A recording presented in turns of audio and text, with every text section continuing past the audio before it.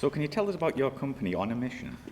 Well, I mean, for us, it was a no-brainer, really, working together, having already done it. But it all came about over a glass of Prosecco. Rosie and I were talking. Rosie'd obviously been out of the Air Force for a few more years than I had. And she'd obviously, had her own business doing this. She's obviously, got academic qualifications. And we were talking about the fact that, she spoke, did training, etc. So she said to me, oh, you should do it as well. You've got some great stories. And I said, well, I'm only going to do it if I do it with you. And the sort of idea, that sowed the seed, and On a Mission was sort of born really from that. And we've just gone from strength to strength from there, really, haven't we? Yeah. It's something I think it just felt really natural because, as Helen said, I did a master's in human factors and I was working as a crew resource management trainer and working across industries, and then we were like, actually, if we combine my industry experience with the SME experience you have with the Typhoon and our background of flying together, we've got something really unique because we kind of tick the academic box and then the training box and then the flying, all of the flying experience and all the unique stories from flying together. So I think it's something really special that we've got. I think it's really cool working together as a pair as well. I think, when we stand up and speak about crew, trust, wingman culture, it's really authentic, isn't it? Yeah. And, we have lived and breathed that. And it's not something that you can actually make up, and it comes from sort of the heart, really, doesn't it? Especially wingman culture. We've got each other's back, we always have and we always will. And I think having worked in a minority on squadrons, it's just, we kind of see things maybe slightly differently as well. And when we work with different organisations, we kind of bring those different perspectives to them. And we've worked with lots of high risk industries, and actually lots of them are predominantly male. So we do bring, I guess, a different angle to things, but also just trying to use our expertise as best we can for whatever industry we're talking to. So what's like the main industries you actually work with then? So some of the main ones we've worked with over the last 12 months have been the rail industry, oil and gas, have been sort of the main ones. But then we've also worked with finance, we've worked with legal teams, we've worked with different corporates. So we have, I think, our skill set we can apply to anyone really.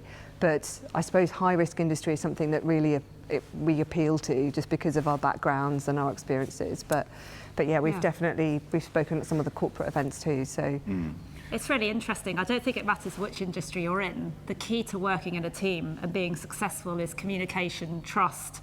Decision making under pressure, those sorts of things are what companies are really interested in honing the skills of their workforce with and their management and leadership. So, and those interactions that they have with each other are so important for high performance. Yeah, and it's always relatable. It doesn't matter whether you feel pressure because you're flying at 400 miles an hour or you're working on a railway track, or you're in a business meeting. It's you're feeling that pressure. Yeah. It doesn't really matter what the cause of that pressure is. It's how you deal with it is exactly the same. And I think it's quite nice because people often say, oh, we didn't think that we were going to really learn anything because flying around in jets is so different to what we do. But actually, after we've spoken, they've always said, wow, that was really relatable. And it's like, yes, absolutely, because it doesn't matter where the pressure's coming from. You're feeling it, you deal with it. We can tell you how to do that. So being ex-aircrew, sorry, Rosie, but do you think people listen more?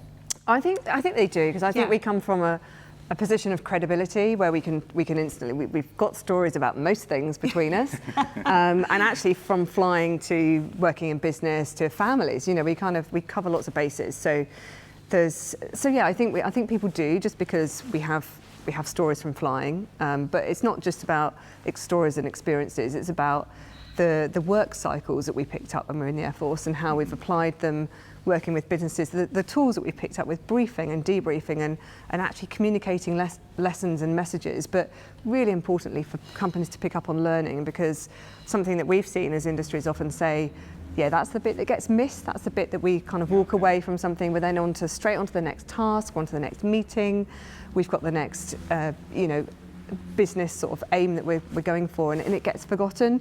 And actually there's some real golden nuggets in there that we want businesses to pick up on and use them to improve safety, efficiency, it saves money. It's a really altruistic thing. So what does the future hold for the company and yourselves?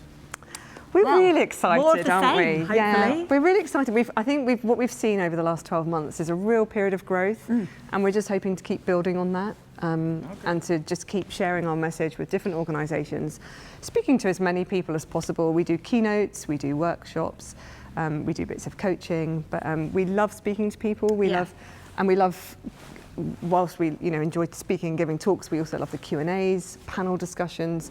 I think just for giving people an opportunity to really pick our brains and see where it takes us. I think what's lovely is when we have the Q&A, that's almost the best bit, because you'll find there's someone in the audience that just wants to know what it's like to fly supersonic. That'd be me. Or how high we've flown, or, but then there's also people that want to delve a bit deeper into some of the takeaways and tools that we've spoken about. So the Q&A is always a bit left to right of arc, which is lovely. Yeah. And we've always say at the end, we will answer any question. We're not really shy, are we? No. So that's really nice. So where can we find the company online? So a website, we've got www.weareonamission.co.uk.